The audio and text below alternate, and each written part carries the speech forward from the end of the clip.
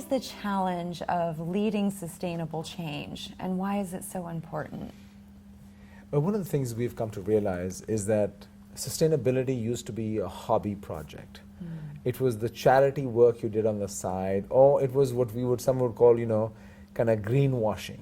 You kind of did it symbolically enough to look good. And I think increasingly businesses have come to realize that, sustainability is good for the community, good for society, but it can be good for business. That doing good and doing well are not orthogonal constructs. That you can actually do good and do well at the same time. And so it actually can achieve multiple objectives. It, of course, provides you this good citizenship branding status. It allows you to hire employees who want to work for a company that subscribes to those beliefs. But it can actually be good business. There is actually great opportunities today in companies that are trying to help others become green as well. So I think at some level there's a business value proposition to sustainability that people haven't fully creatively understood. And once they get it, then it suddenly energizes them even more. But the barriers to it, so one is this is the economic strategic barrier. But then there's an organizational barrier, because just like any change effort in an organization, what you realize is that some of these changes require organizational change. And a lot of times the failure, the derailment is not because of the lack of desire or lack of vision. It is like any other change effort, the lack of execution. And so how do you bring execution focus to these changes is as important as that vision and strategizing and building an economic financial model to doing it. Who do you see being successful at sustainable change, and how are they doing it? Well, you're starting to see companies really across the globe, and it doesn't have to be the global multinationals. You have kind of the poster child examples like Unilever, where the CEO is really making it a mandate and is not only leading the charge for the company itself, but for trying to mobilize others around as well. You also see the GEs of the world, where Jeff Immelt does the same thing, has tried to embrace it both within the company but also energize others around them. But you're starting to see it happening in smaller companies as well, where you start to see opportunities arising. I mean, you can start to, I'll give you a simple example, and the green doesn't mean naturally obvious green. I mean, Tesla's announcement that they're going to offer home energy storage solutions, this has the potential, I don't know for what's going to happen, it has the potential to really activate the solar energy storage space. And suddenly now you have this amazing opportunity where you create a possibility. So you're starting to see things happening in broad arenas that activate possibility. And I think so there's going to be some really exciting developments in the years to come. What type or qualities of leadership creates change? That's a very good question. And I wouldn't say it's qualities as much as it is behaviors and behaviors. Human beings, first of all, most of us don't like change. So true. So let's be very clear about that you know what? The default baseline is, the answer is no. So we got to get over that first. Yeah. Now you start with the basic premise that, leaders have to be visionary, they have to have this big vision perspective and all this other kind of stuff. But I think it has to go to a deeper level than that. I think we need to have a vision, we need to have a perspective, we need to have a direction setting, we need to know where we want the organization and people to go. But I think we need to do more than that. I think its leadership change is not directive. You can't direct change. You can't authorize change. You have to mobilize change. And mobilizing change is like building a social movement. And I think leaders need to, even if you are the authority leader on top, what really whacks leaders is their over-reliance on authority. How do we build a movement for change? How do we mobilize change? I think these are questions that we have to be asking ourselves. And that's what really drives successful change. How does collaboration and connection between organizations, but also within organizations, help create change and mobilize and create success? Let's start with collaboration between entities. We are now living in a world where you hear lots of buzzwords: ecosystem, stakeholder, community, you know, and if you cut through all that, what you realize is that we are now in a much more interdependent world than ever before. That interdependency at the nation state level, interdependency between companies down to individuals. Let's look at the company interdependence. Today, organizations are much more dependent or interdependent with others than ever before. Apple, if you look at their products, it says what? Designed in California, right? Mm-hmm. It isn't, how much, and these kind of interdependencies are both with your suppliers, with your buyers, and with your complementers. So Apple is outsourcing much of the manufacturing of the inputs that go into their products. That's the vertical outsourcing. They, or what I call shrinking the core. But then they have the App Store, where most of the apps are made by somebody else but Apple, including their main competitors like Google. Right. So so I call that expanding the periphery. So I'm shrinking my core, I'm expanding my periphery, I'm learning, and I'm having to collaborate. Now, here's the paradox about collaboration. We see it happening like crazy, expanding all over the world. At the same time, what do we know about data on collaboration? It's rather dismal. It's actually quite discouraging that most collaborations fail. I don't say most, I would say majority, more than half. So now you're in a situation where you're doing all these things, and yet a majority of them don't work out. So what's missing over here? What's going to give? What is the disconnect over here? And I think this is becoming an imperative that we have to learn how to do. And if we don't learn how to do, we're going to fail. So the more we are reliant on others, the more we partner with others, and the better we need to get. So building these competencies to collaborate with others is a key for organizational success today. Now let me turn to the second one, collaboration within organizations. I wrote an article a few years ago in the Harvard Business Review called Silo Busting. If I had to change one thing in the article, I would change the title, I would call it Silo Bridging. The basic thesis was organizations need silos. They're not going away. The question is, how do we make them work together? Now, you may want to adjust your silos and change them and reconfigure them because one set is not as good as the other, or you need to align it around your strategy. But in the end of the day, the whole question we have to ask ourselves is, how do we connect silos? And that is a leadership task. A leadership task is to connect silos. And I think this is, absent that, it's really hard for success, because silos can, left out to their own devices, create a tribal instinct. And that leads to tribal warfare, which also creates a very internally looking organization that is people are spending more time dealing with internal silos than dealing with the marketplace and with customers. And so if you leave it to their own devices, you're going to have an internally focused organization, not an outward customer focused organization. And in today's turbulent markets, if you're not focused outwards toward the customer, you are going to get left behind very fast. So the trend of de-siloing really can't completely come to fruition. You have to keep those teams, but learn how to more fluidly. So this is why I said the title of my article I think is wrong, is because silo busting implies that you need to get rid of silos or de-silo. Silos are there to stay because you need to create accountability and focus, and you need to create units.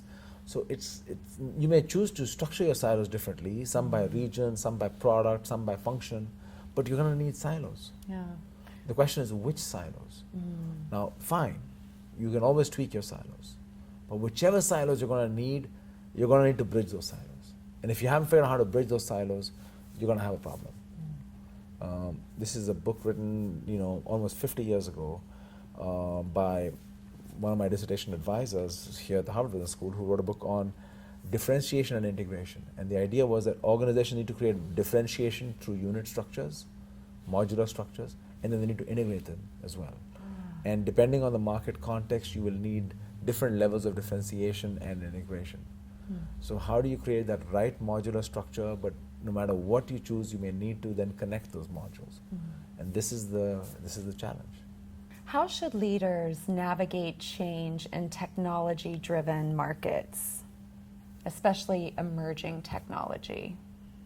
Technological change is happening at unprecedented rates right now. And the one thing we know is that technologies come in different flavors. So let's be very clear. Not every technological change is disruptive technology. So the natural place we gravitate toward is saying, how do we deal with disruptive change? Right. And yes, there is disruptive change, but how often do you have disruptive change? It's not a weekly event or a monthly event. So at one level, we talk about how, one of my colleagues talks about how you have to build an ambidextrous organization. An ambidextrous organization are those that are good at exploiting what they're good at and doing that well, while at the same time exploring new ideas and opportunities. So how do you exploit and explore at the same time is a natural question that people ask. How can leaders inspire innovation in their organizations while also having to make tough strategic decisions? What's that balance? So we always say there's been an age-old problem between top-down and bottom-up thinking, right? And the top-down perspective is that you have the leader who has the vision, who then drives it down into the organization and says, that's the way to do it. And then you have the more bottom-up percolating ideas. First of all, in today's dynamic changing markets, no leader has all the information. We always say, this is going back to the work from the 1940s, that the best way to make decisions is make sure that information and decision making are co-located. So what do you see in an organization? Information sits over here, decision making sits over here. And the question is, how do I bring the two together? Now, I can either bring information up, but I can bring decision making down. But I gotta have it, the worst thing to have is information here, decision making here, right? Yeah. And so the question is, how do we find a way to coincide it such that, so you may say, well, look, information is down there, let's push it all down. Or you may say, no, I want to make some decisions down there and some I want to move up. So how do I find that right balance between how much I push down and how much I push up? Now, regardless of how much you push down, a leader still has to set the strategic context of direction of where are we going as an organization. You know, what is our true north, if you will, as one of my colleagues likes to say. So organizationally, where are we headed? And then you create a context in which people are allowed to, you know, a context in which decisions are then made. This is a constant struggle in most organizations on delegation, empowerment. We all want to talk about it, but then how do we create it? And if we delegate and empower, what is the role of the leader? How does the leader set context? That becomes the key.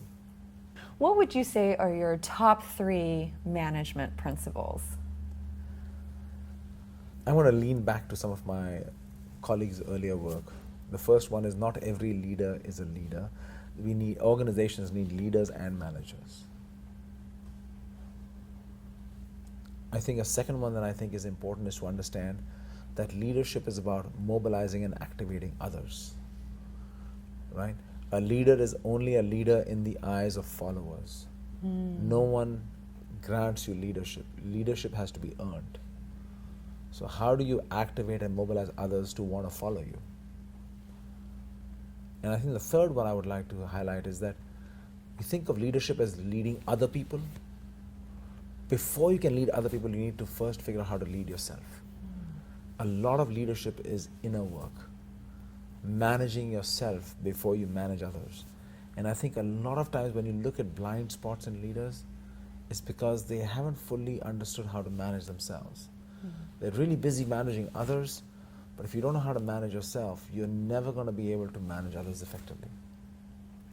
Speaking of blind spots, you've written a lot about organizations missing out on customer-centric focus.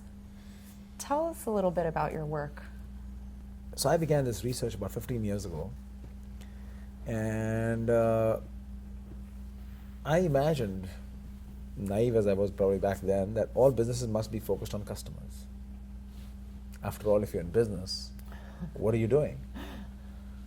And it was surprising for me to hear how many companies I talked to where they said, no, professor, we're too busy. We have so much stuff going on, we don't really have time for customers. Or I don't know my customers as well as I should. Or, my customers buy from me and I think they like my products and services. So I was just seeing a disconnect between what I heard and what I thought businesses must be doing. And at the same time, there was this kind of movement of companies trying to become more customer centric. They have the new mantra, buzzword of the flavor of the season. And so when I would encounter companies saying, oh, we have a huge initiative to become more customer centric, and I would push back and say, well, wait a minute, if what were you doing before? Right. If you want to become more customer centric, what were you doing? What were you centric on before that? And I came to realize the disconnect was both strategic, in that people really had a focus on technology or products or employees or silos, and customers were kind of a second order thing. Wow. I make it, they will take it. Or sometimes there was an organizational failure, in that the organization itself had created so much complexity that employees, as much as they wanted to focus on customers, just couldn't do it. They had a fragmented view of customers because of their silos. They had an internal organization that consumed them. And ultimately, suddenly it became this realization that fundamentally there was a disconnect, that they didn't believe that customers were the most important stakeholder to them in any way. That it was a second order construct, that somehow no one did it out of malintent. It was just that it was a gradual drift. How should leaders lead during turbulent times? One of the things that leaders have to let go of is we presume leaders should have all the answers. I'm the leader, I get paid the big bucks, so I better have all the answers. And by the way, if I have an answer and we implement it, it can't be wrong. Right. So sometimes leadership is about not having the answers and saying, you know what, I'm the leader, we don't know what to do, but we'll figure it out. And by the way, I'm going to make mistakes, but I'm going to recalibrate and quickly adjust. So we're going to explore, we're going to try, we're going to fail, we're going to regroup. I wrote an extreme case actually last year in an article in Harvard Business Review on the Fukushima Daini plant, which is the plant of Fukushima that did not explode, not the Daiichi plant, which had the explosion, and the cleanup is still continuing, but the Daini plant. And the interesting thing about the Daini plant was that in the Daini plant, the plant manager didn't know what to do. But he had 400 scared employees in the emergency control room asking him, what should we do? And he calls the headquarters and says, what should we do? And they say, we don't know. We never planned for this. We have no manuals, no training, no nothing. We don't know what to do. So he had to take control of the situation. He didn't know what to do. And so the case is about how he went about doing that. And I think that's what leadership is about, saying, I don't know what the answer is. In fact, nobody knows. There are no blueprints, templates on this, but I'll figure it out. And I'm going to make mistakes, and I'm going to call them for myself, saying, I'm sorry, that was a wrong call. Because in these turbulent markets, I'm not going to get it right every time. How do you define a learning organization? There's some interesting research by a Stanford University professor on the growth mindset. And the basic thesis is she compares people who have a fixed mindset with a growth mindset. Fixed mindset people who basically believe that my skills are finite and I am what I am, and growth is where they're constantly pushing themselves to grow. And I think we can apply that same idea to organizations. We fall in love with what we're good at. So we call competency traps. So we become good at something, because it fits the marketplace. So there's a moment in time when we figure out what the market wants, we invest in those skills and competencies, we align our organization and we say, bang, and it works really well. And then what happens is the market changes, but we're good at something. We're like, oh my God, I can't let go of that. Right. I need to explain to you how good I am. I've spent years developing that competence, and I'm really good. And you better appreciate, I have people whose careers are built on that. I have a department for that. So this kind of letting go of this connection is a very hard challenge. And how can leaders go about building a learning organization? How do you begin to implement that culture? I think it starts with the leader, first of all. Does the leader have a growth mindset? But then how do you build the curiosity? I think what happens is organizations fundamentally have a low tolerance for failure and risk. And so we create a context in which we don't do very well with failure. So what do? We create a context in which people either hide their failures, right? Or they continue prolong the failure because admitting a failure would be a bad thing. Right. Or what do? Dodge and deflect and pass the buck on to somebody else and find who can I blame this on. Right. We don't create a capacity to acknowledge and say, yes, there was a failure, but here's what we learned from it. Here's why I think we'll never do it again. And let's move on. That, I think, never happens. Or I shouldn't say never, doesn't happen enough.